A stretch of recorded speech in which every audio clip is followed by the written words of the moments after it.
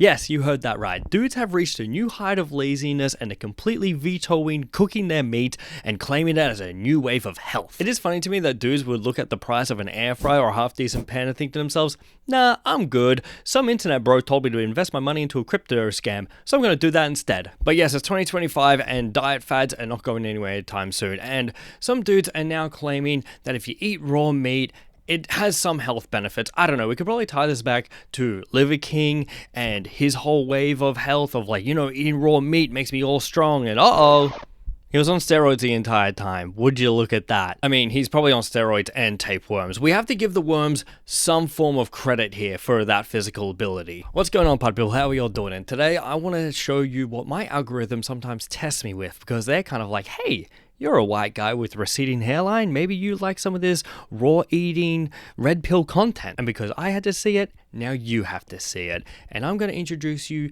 to Evo's back or Ivo's back. Frankly, I don't give a shit who's back. But what you need to know is that this dude is one of the many guys that have come out of the Liver King sphere and they're just raw dogging their meat left, right, and center. But before we dive into this content, press subscribe, because for every subscriber we get, another one of these bozo raw eating dudes gets another worm in their brain, just like RFK Jr. I think Now, frankly speaking, if you're watching this channel, you might know that I don't know shit about fuck, but the one thing that I do know is that I used to work in kitchens a lot, and every time I see one of these videos of these dudes eating raw meat, I just picture my hospitality teacher just screaming down my neck about how I'm going to kill customers if I don't cook their meat. I hope that's a shared experience for everyone who didn't do well in class and had to resort with working in kitchens.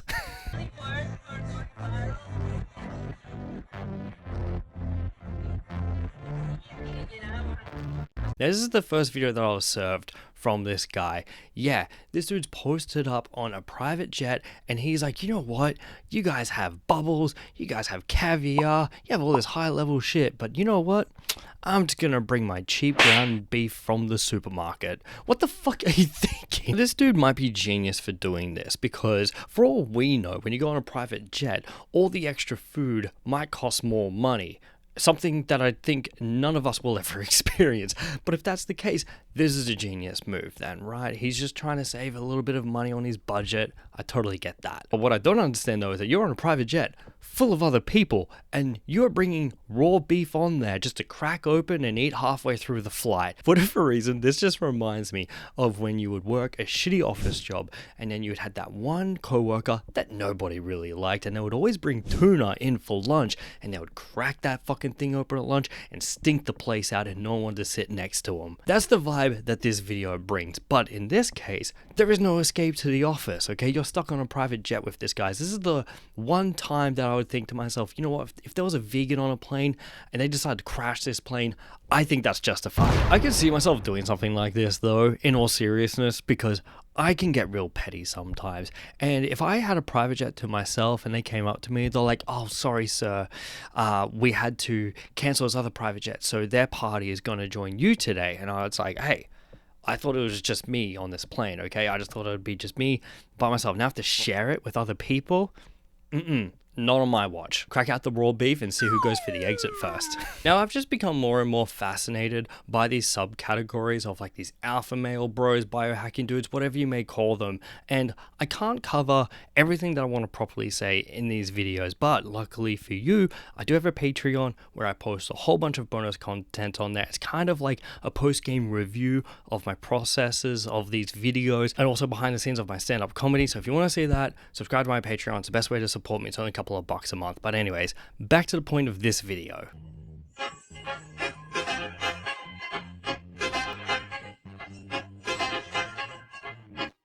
I love that this dude thinks it's like a big brain move to eat more efficiently because he's not cooking his meat anymore. It's like, yeah, no shit, that's more efficient. You're cutting out the entire process of cooking meat. Anyone can see that there is a more efficient way to eat your food.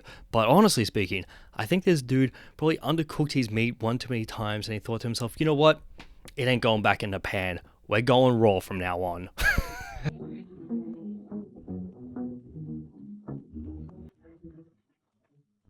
I love that this dude thinks that this is a flex. There is some element of him trying to impress women with this way of eating his meat. But have you ever had steak breath before?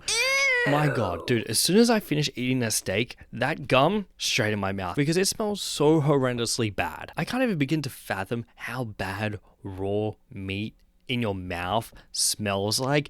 Damn, dude, these waitresses probably like serve the meat on the plate in front of him and then they just slowly back away. But they just maintain eye contact because they're like, if I lose this eye contact, it's game over for me. I feel like this dude could have also gone through like a horrendous breakup and now he's just trying to rebuild himself. I feel like when we all go through a bad breakup or something traumatic, we want to rebuild ourselves and find ourselves, all that kind of shit. But this dude is just, he's just raw dogging meat. That's what he's doing.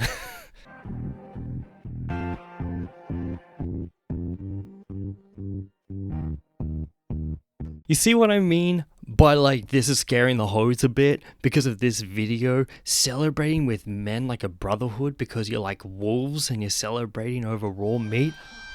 What the fuck? Man, this waitress is still maintaining eye contact with this guy because she's like, if I lose this eye contact, he's gonna make some sudden moves and I don't want that, alright? This is like a stare off here. Also, sharing a meal with your homies to celebrate things, that's great. It doesn't have to have this weird meaning about like you're being wolves and you're sharing a brotherhood.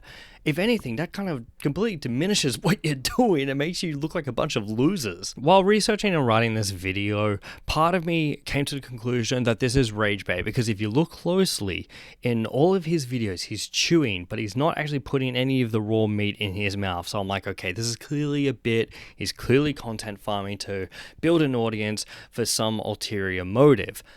The problem is though, this has not worked in his favor. These videos have hundreds of thousands, if not millions of views, but he only has 2,000 followers on Instagram.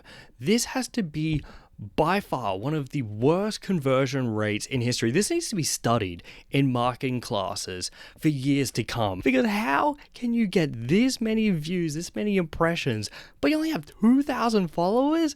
Dude, I've got more than that. That is also a plug for you to follow me on Instagram because I'm a stand-up comedian and you should follow me because I perform comedy all around Vancouver, Canada, the world even. So chuck us a follow and I'll let you know when I'm performing next. Speaking of marketing, these dudes always have some kind of motive and it's always selling a course. It's always selling a course.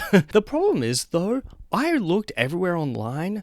This dude doesn't seem to be selling courses. This guy seems to be doing it just to try and create an audience. I couldn't wrap my mind around it, but then it kind of clicked to me. This dude is either flexing because he made some money doing some shady shit that we shouldn't know about, but he's still trying to flex somehow, or he's a trust fund kid. Either way, they're both loser behaviors, alright?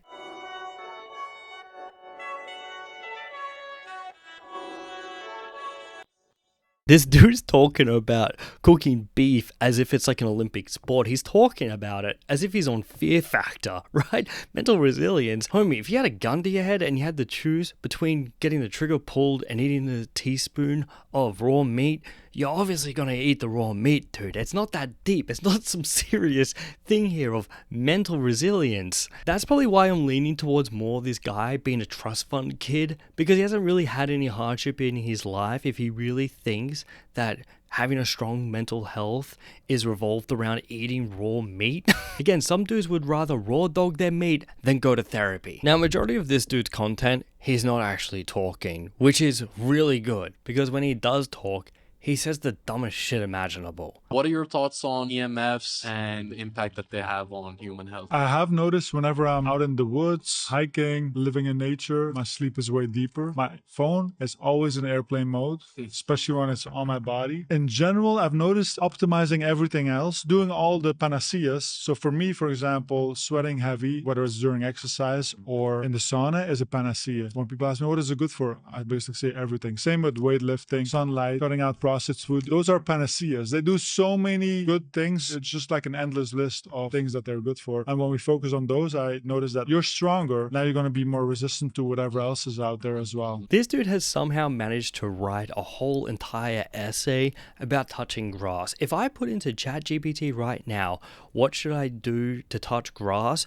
This excerpt of what the guy said, that's what would come up as a script. Again, it's funny to me that so many dudes are on this big wave of touching grass, being healthier, and it's this somehow life hack that makes you better as a person. It's like, spoiler alert, no shit. All this stuff makes you feel better. There is no need to write an entire PhD essay as to why touching grass is good for you, dude. Just shut up and touch the grass. Also, this is kind of me when the word count isn't completely there for the essay and I just have to kind of waffle on with some shit.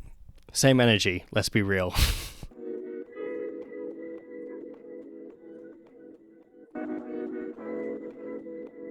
You see what I meant to say earlier when I was doing my hospitality course and my teacher would scream at me if I was killing customers because I wasn't cooking the beef?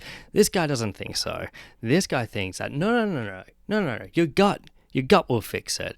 We should tell all Victorian children, we should all get in a time machine, go back in time during the Black Plague and tell everyone, hey, just eat raw meat. Eat raw meat. It'll cure everything. It'll cure everything. Anyways, I think I'm kind of done here. I just... Man, just some of the shit that comes up to me on Instagram Reels, I have to share it with more people than just my wife. You know what I'm saying? That's the whole point of this YouTube channel. That should be the description that I should have for it. Anyways, dudes, if you're watching this kind of stuff and you're thinking that you don't want to cook your beef, cook your beef. Don't be a fucking dumbass, okay? Cook your beef. That's all I really need to say about this video. Anyways, like, comment, subscribe. Thanks for watching another one, and I'll see you guys in the next video. Bye-bye.